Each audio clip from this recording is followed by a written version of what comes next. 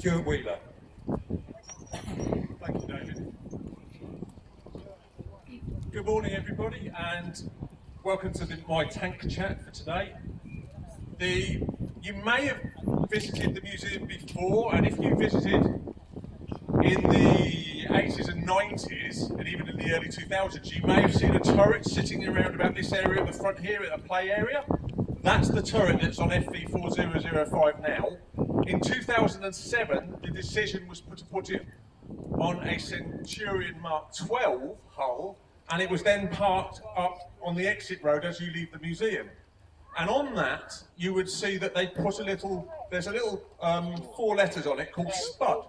And that refers to Howard Hamilton Taylor, who was a veteran involved in the firing trials of FV4005, but he was also here as a workshop volunteer. And so that was part of that story, that he also worked on it and fired on it, but he was also involved in looking after it while he was here. It's then, as David said, it then went through a process of basically being restored with A.W. Hughes' help and Wargaming's help, and is now running. And so we're lucky to see it here. So you're probably thinking to yourself, what has FV4005 with this really large 183mm gun got to do with a Tiger? Well, this all goes back to August 1942. Up near Leningrad, Abteilung 502 is just debuting the Tiger 1.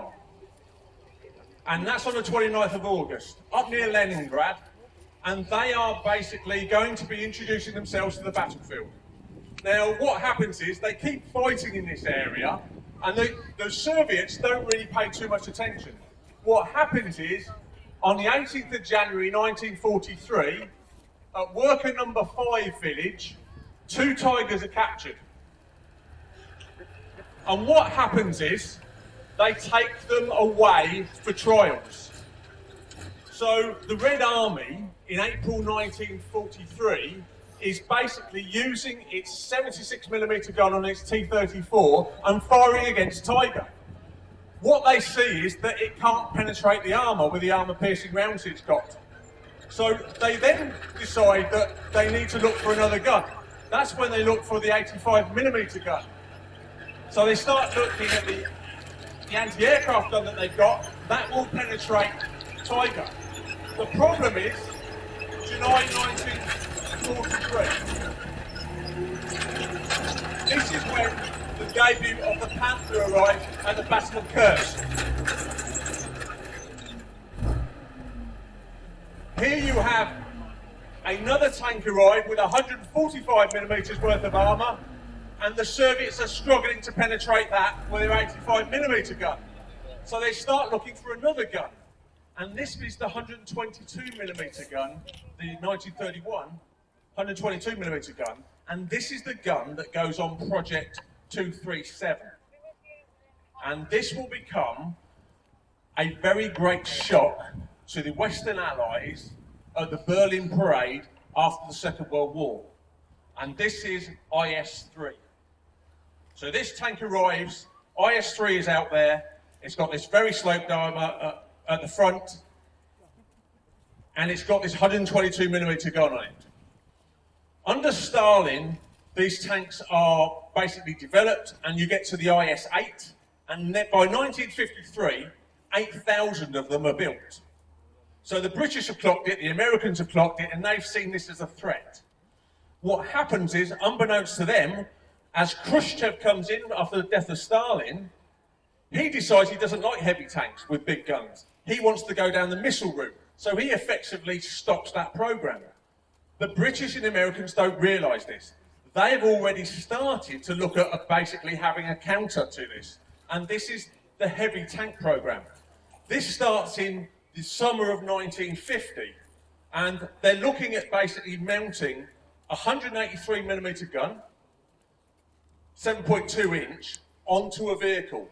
And by November 1950, they've decided on basically four options that they've got.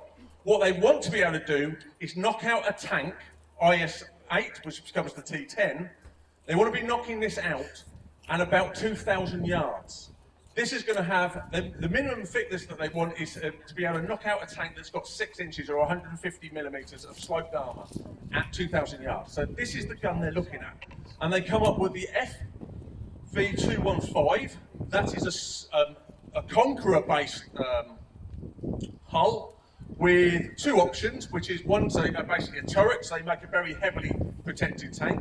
And the second option is to have basically a self-reporting gun, and this is with less armour on it, and this again is based on the 215s, the Conqueror chassis. The other 2 options are FV4005. These are all based on a Centurion hull, the Mark III hull. And the idea is that you use the existing tanks to speed up the design process.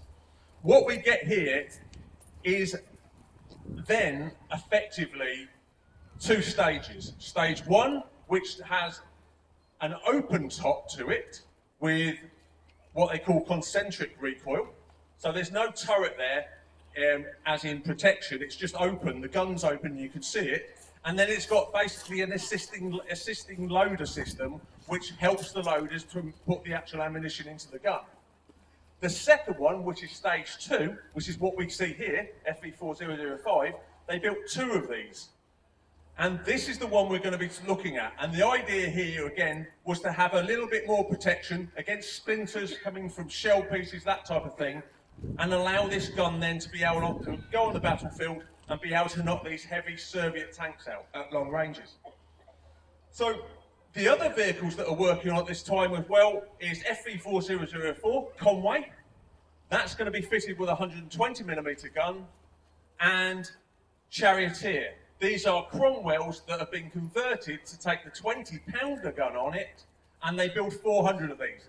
These are stopgaps. These are there to support this and to try and knock out some of these heavier tanks. Because still at this stage, you're looking at Centurions that are going to be armed with the 17-pounder and then coming up to the 20-pounder. So they want to have a vehicle that can knock out at long ranges. So if we get down to what we've got in terms of firepower, we've got a 7.3 metre long barrel.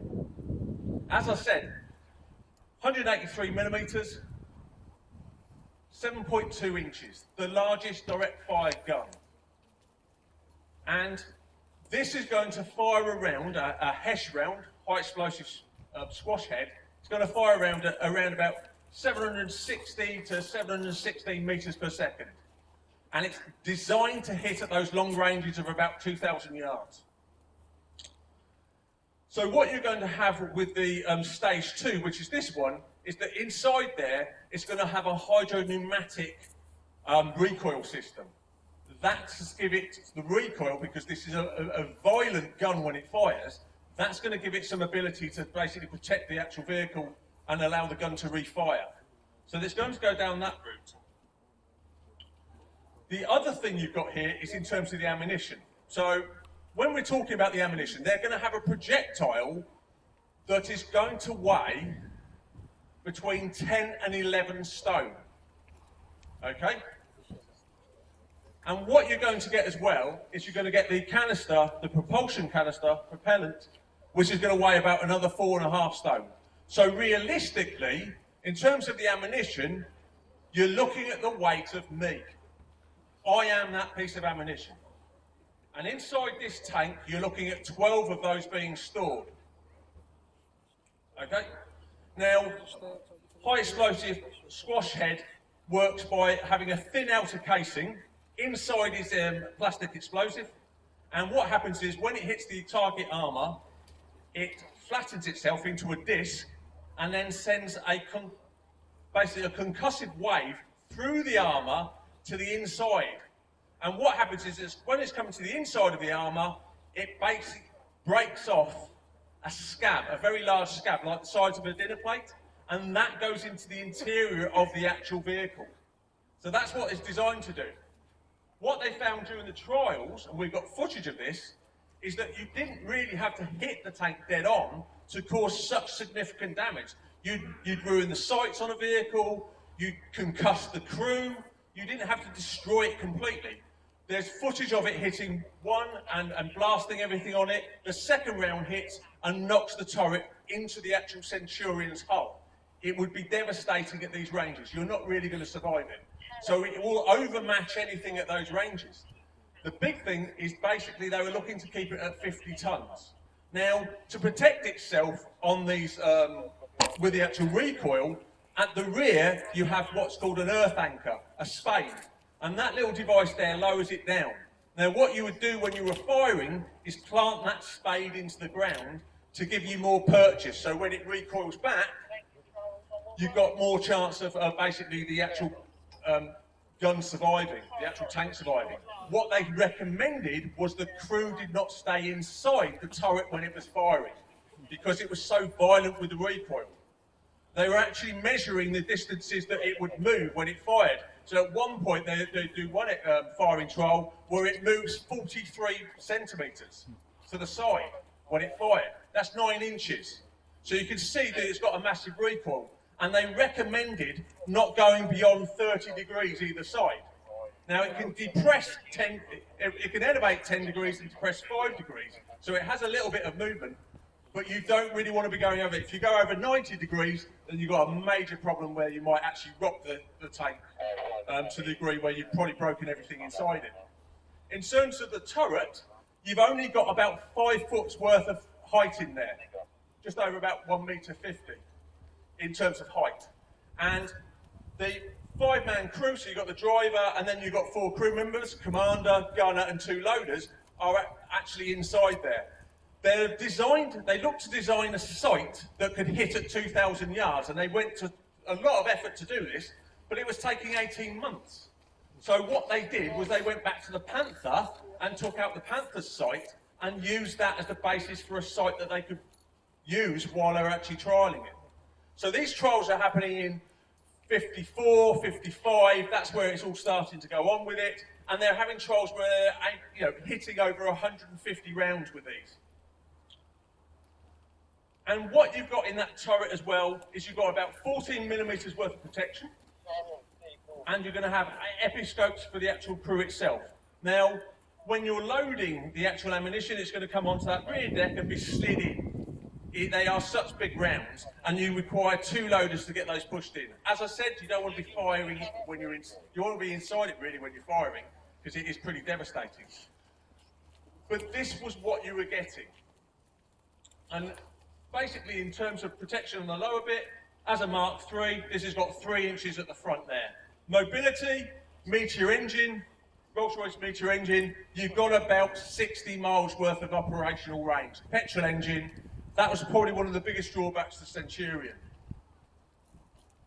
So it was really an interesting design, but they realised by 56, 57 that it was coming out of, there wasn't really much need for it. New guns were coming online, the Conqueror was there, and they were starting to develop what would become the 105, the L7 105 gun, which would go on the Centurion. So better things were coming, and it was like this was becoming a bit outdated. It is a very large vehicle to move, and that recoil to the actual tank was doing enough harm to the actual parts and the crew on it that it was becoming a bit self-defeating. So you see the FV4005 project being cancelled, and then you see the FV4005 project cancelled by about 1957. And what happens is there's 3 of them. There's the stage 1 without the turret on it, and there's the 2 here, which actually, just like Spud here, with the turret on. And these are the last 2 remaining ones, and this one came here from Shrivenham in 1970. I'll just pop over to the crew and talk to Joe, the driver. Joe, just a quick question. What's it like to drive? It's very similar to a normal Centurion, everything, but it's a lot quicker because it's nowhere near the weight of a Centurion. The only problem with it, as you can see, is the steering is a fight. It's very front heavy and it makes the steering incredibly hard. Thanks very much for that. Just give you a little bit of an insight what it's like to drive. As you can imagine, that would be really front loaded, front heavy with that gun, but interesting about the fact that you've got a little bit more speed. Well, everybody, thank you very much for listening to our talk, and Joe's going to start it. and enjoy your lunch.